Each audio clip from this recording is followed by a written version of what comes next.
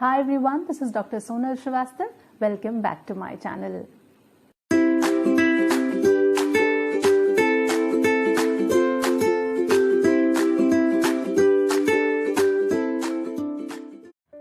दोस्तों, आजकल अपने वीडियोस में हम आपके साथ डिस्कस कर रहे हैं वर्ल्ड लिटरेचर। तो वर्ल्ड लिटरेचर के इस सेगमेंट में आज हम आपके लिए लाए हैं English novel Tess of the डर्बरविल्स।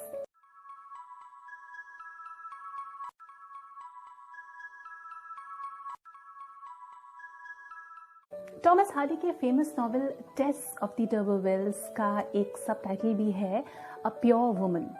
दोस्तों, ये नॉवेल पब्लिश हुई थी सन 1891 में। टॉमस हार्डी एक पेसिमिस्ट राइटर थे, जिसे निराशावादी लेखक कहा जाता है। हार्डी ट्रैजिक नॉवेलिस्ट थे जरूर, लेकिन आउट एंड आउट पेसिमिस्टिक नहीं थे, बिल्कुल निराशावाद में विश्वास रखने वालों में से नहीं थे। ही बिलीव्ड, सी उनका एक स्टेटमेंट है, आप सुनेंगे तो आपको उनकी थ्योरी समझ में आ जाएगी, व्हाट ही वांटेड टू से। He said, happiness is but the occasional episode in a general drama of pain। मतलब आपकी पूरी लाइफ भर आपके साथ परेशानियां रहेंगी, लेकिन बीच बीच में आपको खुशियां मिलती रहेंगी। And that is the twist of life. मतलब आपको एक तरफा खुशी नहीं मिल सकती या एक तरफा दुख नहीं मिल सकता, बट हाँ, आपकी पूरी लाइफ भर आपकी परेशानियां आपके साथ रहेंगी, आपका साथ नहीं छोड़ेंगे। And that was his basic theory of pessimism. That is what he believed in while writing about life. अगर आप देखेंगे तो आप पाएंगे कि हार्डी की जो बाकी की नॉवेल्स थी उनमें भी यही ट्रेंड था, चाहे वो ज्यूड द ऑब्सक्योर हो, चाहे द मेयर ऑफ कैस्टरब्रिज हो या the return of the native हो, सब में पेसिमिज्म इसी तरह से है। सारी नॉवेल्स में यही ट्रेंड है उनका। हार्डी की नॉवेल्स ज्यूड द ऑब्सक्योर और टेस ऑफ द डर्बरविल्स को बहुत ही स्ट्रॉन्ग नेगेटिव रिस्पॉन्स मिला था उस समय विक्टोरियन पब्लिक से, क्योंकि सेक्स, रिलीजन और मैरिज के ऊपर जो कंट्रोवर्शियल इश्यूज थे और जो उसका कंट्रोवर्शियल ट्रीटमेंट किया गया था इन नॉवेल्स में, वो लोगों को पसंद नहीं आया। लेकिन फिर भी इन नॉवेल्स ने हार्डी को एक सेलिब्रिटी बना दिया था उस सेंचुरी में। अपने पिछले वीडियो में हमने बात की थी मानवीनी भवाई की, जो कि गुजराती नॉवेल है। अगर मानवीनी भवाई वाला वीडियो नहीं देखा है आपने, तो लिंक नीचे डिस्क्रिप्शन में दिया हुआ है, इसको जरूर देखिएगा, इट विल हेल्प यू। हम यहाँ पर मानवीनी भवाई की बात इसलिए कर रहे हैं क्योंकि वो भी एक आंचलिक उपन्यास था, एक रीजनल नॉवेल था, और so is this. Tess of the d'Urbervilles एक रीजनल नॉवेल है, एक आंचलिक उपन्यास है, क्योंकि ये भी एक प्रदेश विशेष यानी कि एक स्पेसिफिक एरिया या रीजन जिसको बोलते हैं, वेसेक्स को ध्यान में रखकर लिखी गई थी। इंग्लैंड के एक छोटे से कस्बे वेसेक्स पर केंद्रित होती थी टॉमस हार्डी की सारी नॉवेल, इसीलिए उनकी नॉवेल्स को वेसेक्स नॉवेल्स भी कहा जाता है। वेसेक्स नाम के इस गांव को ध्यान में रखकर उसके ग्रामीण परिवेश पर यानी कि रस्टिक एनवायरनमेंट पर सेंटर्ड होती थी ये सारी नॉवेल्स, जो कि टॉमस हार्डी की हुआ करती थी। और इसीलिए रस्टिक कैरेक्टर्स यानी कि ग्रामीण पात्र भी बहुत इंपॉर्टेंट होते थे उनकी नॉवेल्स में, क्योंकि इन रस्टिक कैरेक्टर्स को एक बहुत जरूरी काम करना होता था, वो था सीरियस नॉवेल्स में ह्यूमर यानी कि मनोरंजन लाना। हम आपको बता दें कि ह्यूमर देने वाले यानी कि मनोरंजन देने वाले यही कैरेक्टर्स टेस में नहीं है, और इसी वजह से ये नॉवेल ज्यादा ग्रीवस, ज्यादा टीडियस और ज्यादा ट्रैजिक हो गई है। कहानी की तरफ बढ़ने से पहले आपसे एक छोटी सी रिक्वेस्ट है, चैनल को please like, share and subscribe जरूर करें, and please hit the bell icon too. अब बढ़ते हैं कहानी की तरफ। कहानी की शुरुआत होती है जैक डर्बीफील्ड नाम के एक आदमी से, जो अल्कोहलिक है, ड्रग एडिक्ट है और एक इररिस्पॉन्सिबल फादर है। उसकी मुलाकात एक बूढ़े पादरी से एक दिन अचानक होती है मई के महीने में, जो कि उसे बताते हैं कि जैक एक महान वंश डर्बरविल्स का उत्तराधिकारी है, ना कि एक साधारण आदमी। अब जो लोग इस तरह के होते हैं वो बहुत जल्दी चढ़ जाते हैं, चने के झाड़ पर ये चढ़ गए। बूढ़े पादरी के मुंह से ये बात सुनने के बाद जैक डर्बीफील्ड और उसकी पत्नी जोन डर्बीफील्ड अब ये डिसाइड करते हैं कि वो अपनी सबसे बड़ी बेटी Tess, remember the character comes here, Tess अपनी बेटी के लिए शहर के किसी बड़े रईस से ही रिश्ता करेंगे। टेस जो कि नॉवेल की प्रोटैगनिस्ट है, नायिका है नॉवेल की, वो बहुत सुंदर है, भोली भाली सी लड़की है, बहुत सीधी है। ये फैमिली पूरी ब्लैकमोर घाटी के मॉरलॉट गांव में रहते थे। वहां पे मई के महीने में एक वार्षिक सम्मेलन हुआ करता था, यानी कि एनुअल फंक्शन हुआ करता था, जिसमें मे डे नाम का डांस भी होता था। टेस यहीं पर पार्टिसिपेट करने गई थी जहां पर एंजल क्लेयर भी घूमने आया हुआ था। यहाँ पर एंजल क्लेयर का बहुत छोटा सा डिस्क्रिप्शन है जो कि आगे चल के एज अ मेल प्रोटैगनिस्ट आपसे मिलेगा। यहाँ पर दोनों ने एक दूसरे को देखा और एक दूसरे को पसंद भी करने लगे, लेकिन बात नहीं हुई उनके बीच कोई। दोनों अपने अपने घर वापस चले गए फंक्शन के बाद। फंक्शन खत्म हुआ, टेस अपने परिवार के पास पहुंची। टेस के परिवार के पास पैसे कमाने का एकमात्र जरिया था उनका घोड़ा प्रिंस। अचानक एक एक्सीडेंट में घोड़े प्रिंस की जब मौत हो जाती है तो टेस के माता पिता उस कस्बे के एक रिच फैमिली, एक रईस परिवार के यहाँ काम करने के लिए अपनी बेटी टेस को भेज देते हैं। इस परिवार का नाम था संयोग से डर्बरविल्स। जैक और जॉन डर्बीफील्ड जो पति पत्नी हैं, उन्हें लगता है कि शायद इस तरह उनके परिवार का उठना बैठना रईस लोगों में हो जाएगा। टेस हालांकि जाना नहीं चाहती थी, लेकिन उसे गरीबी और मजबूरी की वजह से, अपने परिवार की मजबूरी की वजह से जाना पड़ता है। यहाँ पर आते ही सबसे पहले टेस की मुलाकात उस घर के मालकिन के दुष्ट बेटे एलेक डर्बरविल्स से हुई। अब देखिए, एलेक डर्बरविल्स का जो कैरेक्टर है वो है एंटेगोनिस्ट का कैरेक्टर, मतलब यहाँ पर वो मेन विलन का कैरेक्टर प्ले करता है। पूरी नॉवेल में ही is the main villain. Alec Tess की मजबूरी समझ जाता है कि वो गरीब है, तो उसके पीछे अब वो पड़ गया है। टेस इंटरेस्ट नहीं दिखाती, लेकिन एलेक ने फाइनली उसको फंसा लिया।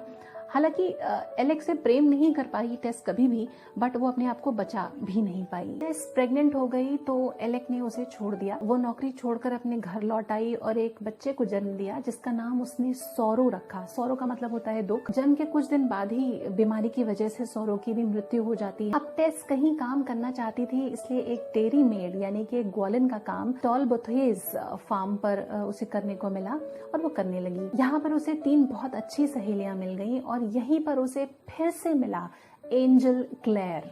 आपको याद होगा कि उसकी मुलाकात मे डे फंक्शन में, जो एनुअल फंक्शन हुआ था मे डे सेलिब्रेशंस में, हुई थी। एंजल एक क्लर्जीमैन यानी कि एक पादरी का बेटा था। ही वॉज वेरी हैंडसम और यहाँ की सभी लड़कियां उसे बहुत पसंद करती थीं।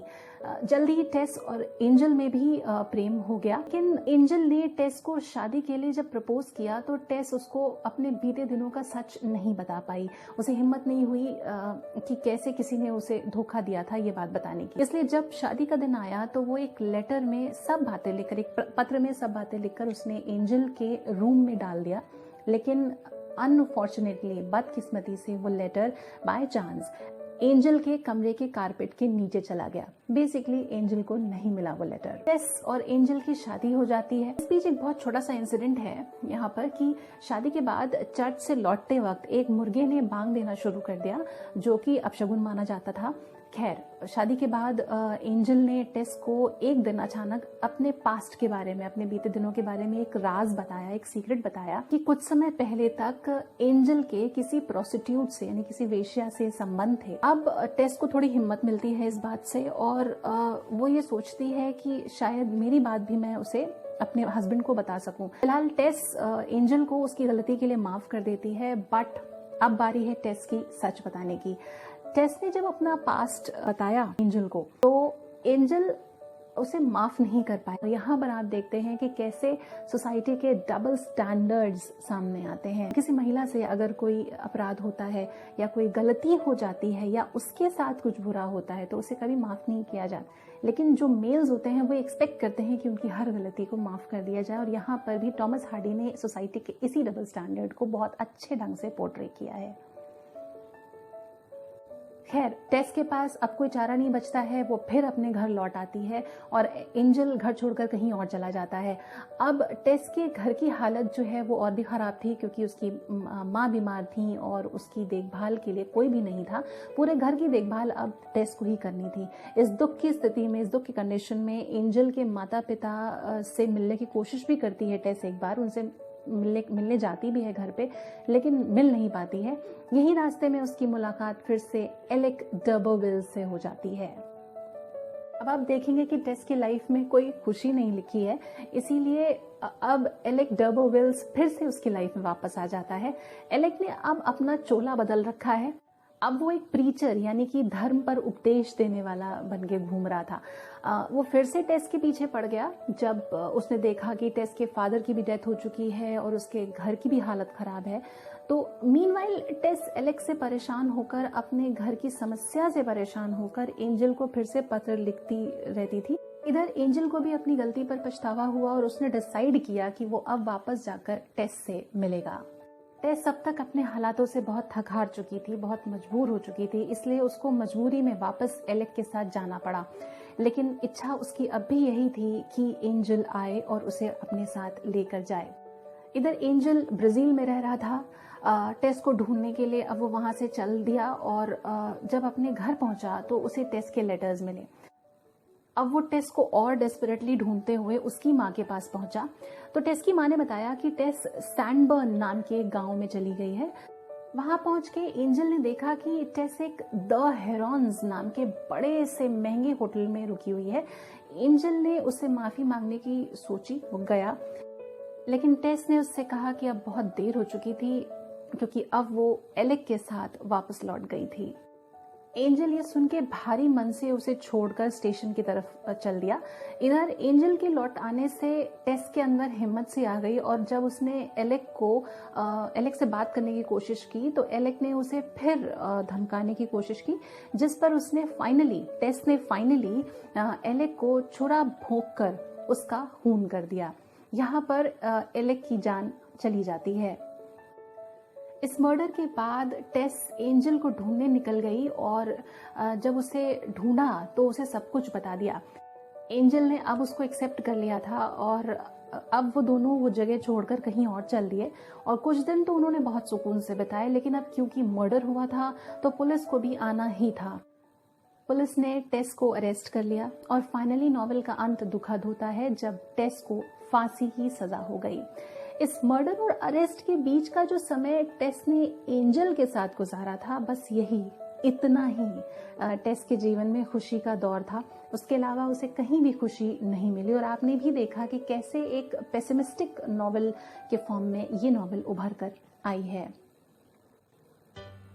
तो दोस्तों, ये थी टॉमस हार्डी की pessimistic novel Tess of the d'Urbervilles. आपको ये नॉवेल कैसी लगी हमें कमेंट सेक्शन में जरूर बताइएगा। Till then, stay safe, stay healthy, take care and see you. And yes, thank you for watching.